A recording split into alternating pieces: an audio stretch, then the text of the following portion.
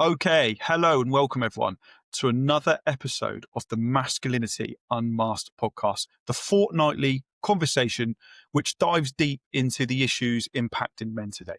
We're here to have those conversations you might not be having elsewhere. Honest, open, sometimes uncomfortable, but always important. Today, got an amazing title for you.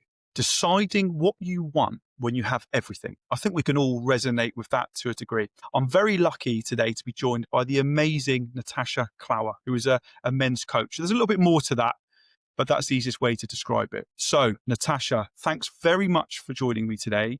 And let's start by hearing a little bit more about your story and the work that you do. Sounds good. Well, thank you so much for having me.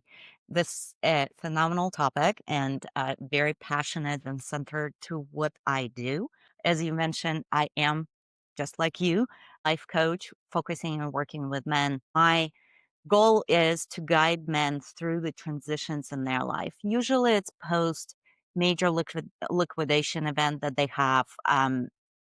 Post exit. So it's that transition from making money, creating wealth to actually living and enriching life. Wow. That's an amazing place to start, isn't it? And I love that title, deciding what you want when you can't have everything. We had a really good discussion off air about this. There's many different ways that you can do it, many different spins. And I guess that's a thing for you as well, isn't it? Is when you get to that point, when you're creating money, the number one source of stress in the world, there's many different angles that you can go. What's the most common angle that you get? Is it a positive angle, where people are looking forward to a new start or looking forward to something, or is it a lot of worry, a lot of stress? Obviously, coaching can be used in both angles of that. So tell me a little bit more about that. I would say it's just by the nature of the profession. People that show up at our door, they have problem. I would say they might not define it as a problem, but that's why they is seeking the solution. It's rare that someone would be completely in the la la land and happy, and they will be seeking coaching advice. So having said that, that gives me a little bit of a skewed perspective, but any transition in life, whether you are committing to a partnership or a marriage, whether you're deciding to have kids, whether you're deciding to retire or retire not in the traditional sense, you're still in your 30s, you exited, you've made the millions, you've made yourself proud, and now what? It's a transition in life regardless. And even though the nature of our world is change, right? Everything changes in our life. Nevertheless, for us to grapple the change and being adaptive to it in a very quick period of time is a struggle for most. So what I find, no matter what the stage of income people have, their first one and foremost is, how do I not screw up my kids? So the clientele that I work with, they usually already have kids. Those kids are might be little or elementary school or completely moved out. But I usually work with dads, guys who want to have that legacy. They're looking to their kids as their successors, and they're looking for them to be their heirs of their legacy, their wealth, their family dynamics. And that first stage of transition is when you pause from doing, working, to thinking, how do I translate that? I have not seen my kids. I'm going to pause, reconnect with my kids. And sometimes it feels like it's too late, that they've missed the boat, that the kids are still consider their mom as the first source for advice and solution. And it's heartbreaking. And they're looking for that pivot. In other cases, they feel the dynamic that they had in the family was absolutely fine. They have not lost the bridges, or the kids are still little. So it's a delightful time for them, but they're worried about, when do I talk about money? How do I approach that I might need to put the kids in a private school and with private security because I'm worried for the safety of my child? How they going to compare to other classmates? How they handle the discussion that we went on a chartered the plane for our vacation as opposed to take a car ride. There is all of that kind of confusion and not problem, if you will, but it is worry underneath that I find the guys come my way. The second grouping, and I think prevalent again, I don't want to say problems because it's more opportunities of what people need to transcend, where their journey is personal as a soul kind of journey. And that would be with going cold turkey. As of what I described, they go on a treadmill again and again and again. They're working their left hemisphere really to the T. They studied, they perfected, they're fantastic at what they do. And here they come to a different environment, or they're about to go in an environment where the significance is gone because there is no title at home. They're just a dad or a husband. And so there is this identity crisis. But along with that, stopping and not doing and not having that demand on your time is stressful.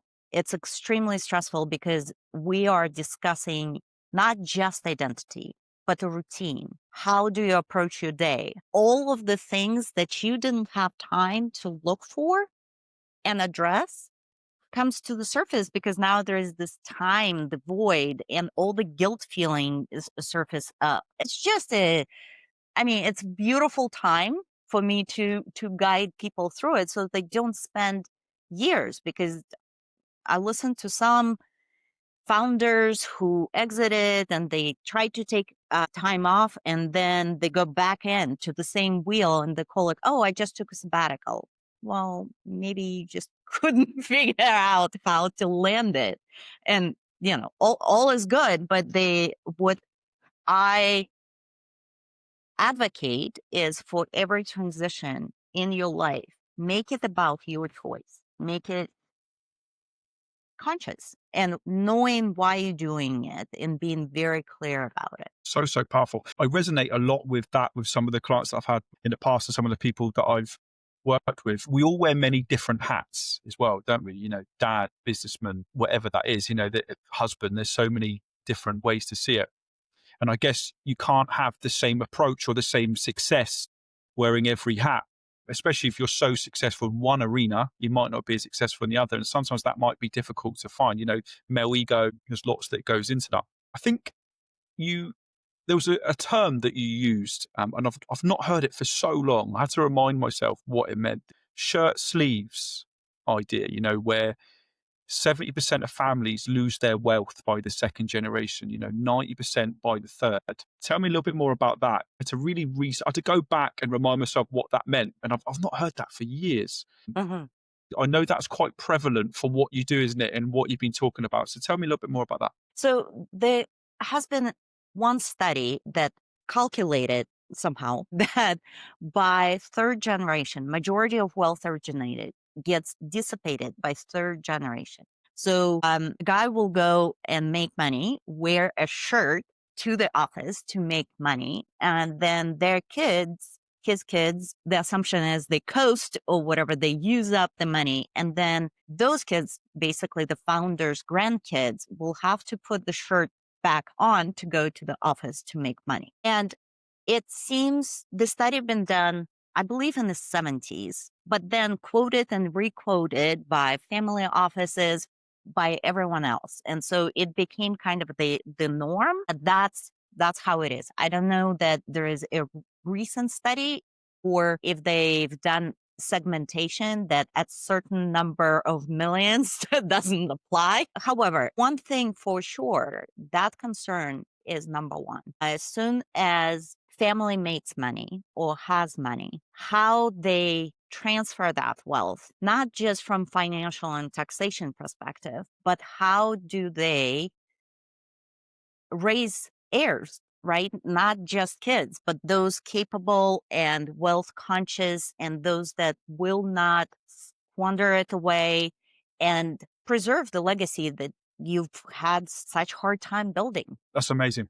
There's so many different angles that we can go with this, especially with that title, deciding what you want when you can have everything. What springs to mind to me is I come across a stat a few weeks ago that 80% of lottery winners file for bankruptcy within 5 years. Okay, basically because they don't have the tools to self-regulate, to manage themselves, they squander it. That also is quite similar to what you've said, isn't it? In terms of that shirt sleeves idea, that maybe they just don't quite have the tools. They've had an upbringing which was to a degree unregulated, or they don't quite understand, or they can't adjust to living in another way. And I guess that's hard. That's incredibly tough, isn't it? Like actually giving those skills, being able to put in place those frameworks. Is that the sort of advice that you give them? Do you give advice on maybe what they should do with their children, or what they should where to send them? Tell me a little bit more about that, because there's so many ways that we can go with that. Yeah. Well, I'm certainly not a parenting expert. So that's not what I'm trying to teach of how to parent. My goal is for guys to understand the core of what they are, what their values are, and where the programs, biases, opinions, and beliefs that they hold stem from, and which ones they should leave behind as a luggage that they no longer value. But until they realize what needs to be sorted out and left behind, they unconsciously pass it on. So, for example, our natural as a society have, regardless of the gender, we all exercise our left side brain, linear thinking, past, present, future, fear based avoidance tactic. And as such, we think that if we get more tools, if we load more tools to us or someone, our children, they will be capable of handling everything. So we send them to the best schools, we send them to the good universities, thinking that that is the core that makes them successful. That might not be, at least in my world, that's not what I work with, because anyone can read a parenting book on emotional attachments and practice that. That's not the problem. The problem or what I work with is that kind of deeper layer of why do you believe certain set of rules? Because everything we say is a belief and we have a choice to adopt it or not. But we're not conditioned to that way, right? We will feel that what we believed, what my mom and dad told me, that is the core truth. Like one of the prevalent one is hard work. You work hard, you play hard. There is so many beliefs and positions about how the working hard ethics is good. However, when you step back and say, well, what does that mean for my life? And what does it mean for my legacy, for my kids, my grandkids, and so forth? And we start discovering that if from the very beginning, you've been as a kid conditioned that working hard is the core of you as a man, being a provider for the family is the core of who you are, then it's no surprise when you stop providing, as if you stop working, you will feel that disconnect. I don't have value, because that's what's been programmed into you. But is that true? Like, is that the truth you want to carry? And if so, you will probably be very stressed from the fact that your children don't need to work. Your son is no longer a provider because what he needs to do is manage the wealth. And you might not see it as providing or contributing. And therefore, it creates that disconnect. But the kid is brought up in an entirely different environment. His basic needs of shelter, food is satisfied naturally because you provided for them, right? So evolutionary, your kid is at the highest step than you've been, or your predecessors, your dad, your granddad was. And so that creates that gap that the soul, if you will, evolutionary, using Dr. Maslow hierarchy of needs, your kid at the higher one, you should support them to soar further, because that's as far as you've got. They have further to go. But if your wiring is, I need to provide, I need to earn in order to have value, you're going to take them from that space. You're going to yank them down and say, you need to learn hardship. You need to earn your own place, yada, yada, yada. That without that, you don't have value. You don't have identity, instead of elevating them from this step where they naturally are. Wow. That's so powerful. That's amazing. There's so many ways that I can resonate with that. Obviously, in business, one of the things that was told me a long time was to work in business and not to really see it as monetary value, but to see it in value of purpose, if that makes sense. So you can take away that. And it makes me think about some of the things that you've said there. Something else that I know as well, that wealth without purpose often leads to higher rates of depression and anxiety, especially amongst, the wealthy. I had a friend last week that unfortunately decided to take his life. He committed suicide. On the outside, he had everything, and everything was going well for him. But obviously, there were some internal struggles, so that depression level, that anxiety is there in a lot of men, isn't it? And that brings me back again to that question, the big one at the start, deciding what you want when you have everything. There's so many different ways to go with it.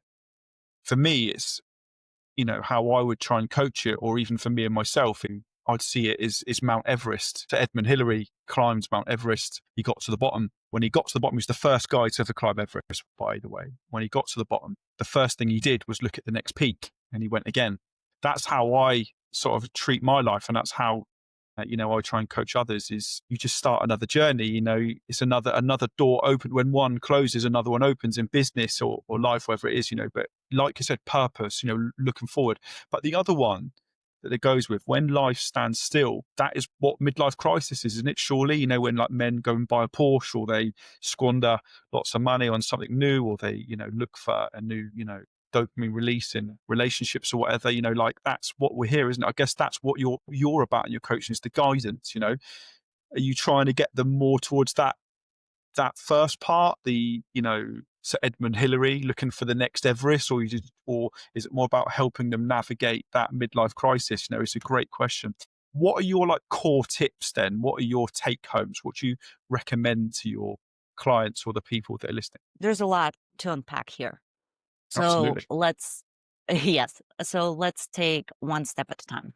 So the idea that purpose is your Mount Everest is one element. Let's pause there for a second. That linking of happiness, or the likelihood that we're going to be happy and fulfilled if we reach our Mount Everest. So that's confusion number one, because the purpose, there's so many videos and all talk about, are you living your purposeful life? Frankly, and that's what I believe it's all BS, because at the soul, at the conscious level, the purpose is for you to be happy, for you to experience the joy, because that is the essence of who we are. And all of those journeys, all of the yearnings that we have to climb that Everest, to climb that mountain, or do this, is in that seeking the fulfillment and seeking the joy. If you understand that joy is your purpose, it's not to give joy, is to experience the joy, is to reunite with the essence of who you are without any obligation whatsoever. It's almost kind of becoming selfish in a way. But that sense of joy, reconnecting with inner light and inner intuition, if you will, some will define, can be done without climbing the mountain. It can be done in a simple house, in a simple life, day to day, just making a meal for your wife, sitting down and just having a dinner. That everyday thing is what I believe many people miss.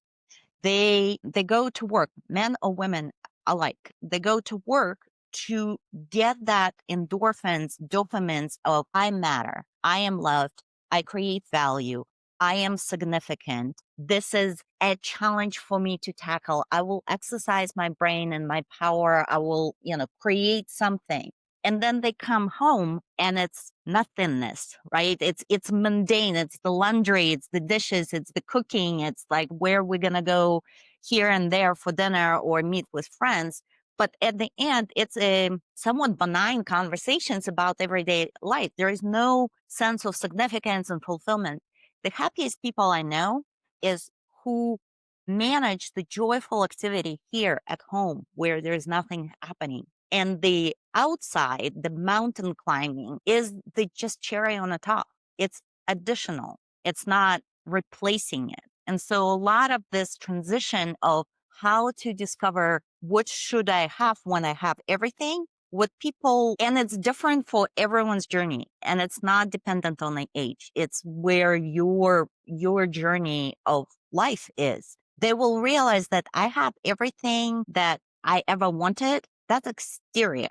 That's on the exterior. It's things, possessions, and so forth. You will get to the point in life where not necessarily that they don't matter, that you don't appreciate, but you will have a different relationship with those things. And then that wouldn't be enough because you will not connect with that joy, with the inner essence of joyful everyday life. And that's where then the journey becomes of, do you want to explore your entire, that exterior life, the external reality that you have created is based on that left brain thinking. Half of your brain, the right side, the one that gives you expansiveness, the one that gives you the intuitive insight, that gives you the flow, that creates this Einstein level of ideas in 20 minutes on demand for you to know before the events occur. All of that capability we all possess, but we have not been trained. There is no MBA to go to how do you leverage your right side of the brain that works in presence. It doesn't know the past, future, or any of that. It doesn't calibrate based on the fears or biases or programs your family carried. It's an entirely different operating system that stays dormant. And a lot of times of deciding what to do next when you have everything else is just that. I see the guys, they will go for biohacking, right? I optimize the business. Now I'm going to optimize myself. I'm going to live longer. I'm going to extrude the health and vitality. And they go all in there. Then it becomes like, okay, well, now I'm healthy. I go to the gym. I feel fantastic. I might have tried the meditation, which is also just completely different thing for go-getters. Like they're trying that and not doing it the right way.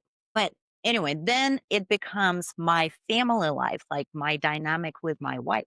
That becomes apparent that it is an identity crisis there as a family unit. And they go couple therapy, sex therapy, what have you.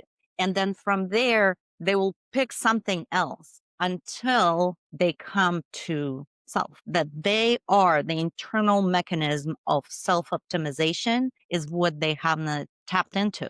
And that becomes the next Everest, if you will, not necessarily literal, but in some sense, it can be more challenging than anything else they've done in life. That's amazing. I had the hair on my back of my neck stand up. I've had similar journeys with clients and in myself, and there's a simple take home activity, which I've done myself when I was coached and that I've done with others, is to take yourself out of the situation, to look at your life from the outside in. And a task that I do with someone is I ask, a client or someone I'm coaching, how do you want people to look at you? How do they think you look at you? Write 3 or 4 things. Okay. So, you're going to guess what your friends, your family, how they're going to describe you. Okay. And then you go and ask a friend, someone you can trust, someone who isn't your wife or someone that isn't your son, someone that you respect, to describe you in 3 or 4 words. And then to see if it matches up. Then to see if it is the same. So let's say that you go away and you're going to say, you're going to think that people are going to describe you as, athletic, friendly, kind, all those personality types, all those interesting characteristics, but it comes back alcoholic, workaholic, stressed, et cetera, et cetera. That's how people perceive you. That puts you in a great situation to reframe that.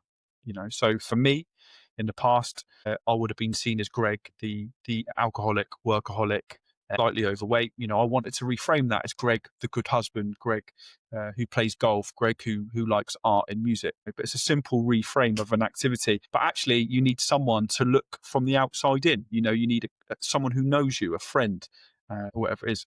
And that's just a simple take-home activity. Natasha, just before we wrap it up, are there any other take homes, any other activities, maybe like journaling hacks or something like that? Even anyone who's listening can take home. I wanted to expand on the advice that you gave. The 360 review, what I've heard of, it's used in corporate world a lot, and they call it 360 review, where you describe what you stand for, what your brand is, personal brand, and how people perceive you. That is a good aha moment. The second step after that is I would suggest for people to take pen and paper because it's a different neurological wiring when we're holding the pen and prescribing ourselves. And imagine themselves at being 90 or 100 or 110. If there is this, oh my God, I don't want to live that long, that's your clue. Like there is something already perceived in your mind why it's so bad. But take as far towards the end of life that you can. So, and look at your current life, current moment, and say, what it is I feel so passionate and I am so into it that if I'm 90 and I'm looking back, I would say that was waste of time. That's minutia versus what are the things I am not doing that I probably will regret when and a lot of people don't do that simple exercise because they think it's kind of, they will not know what the answers are. But from the quantum physics perspective, the past, future, and present exist simultaneously. And therefore, if you take a pen and pencil and on a paper write something, what will I regret when I'm 90? And just pause and hear what you write down what you hear. Don't scrutinize it and just keep writing. Keep writing without psychoanalyzing it. Finish writing and then go and read it. And if that is challenging, another one, just take a pen in a non-dominant hand and try to scribble. That opens up and then switch to the dominant and continue writing. Wow. That's amazing. I'm going to go and do that after our chat today. Natasha, thank you so much for joining us today on the Masculinity Unmasked. Where can we find you? Where's the best place for anyone who's listening to this to find more about you and more about your work? Sure. Well, I am on YouTube, X, LinkedIn as natashaclower.com. Those kind of three sources they can find me. I am posting on Instagram, but that is not my main focus. So I hope I will see some of your listeners on a YouTube channel. That's great. Absolutely. Natasha, thank you so much for joining us. If you resonate with the topic or anything that we shared today, if you have any ideas on things you'd like us to talk about in the future, please do get in touch with us. We'd always love to hear from you, and you can find our details in the show notes. That's it from me until next time. Take care, everyone, and see you soon. Thank you.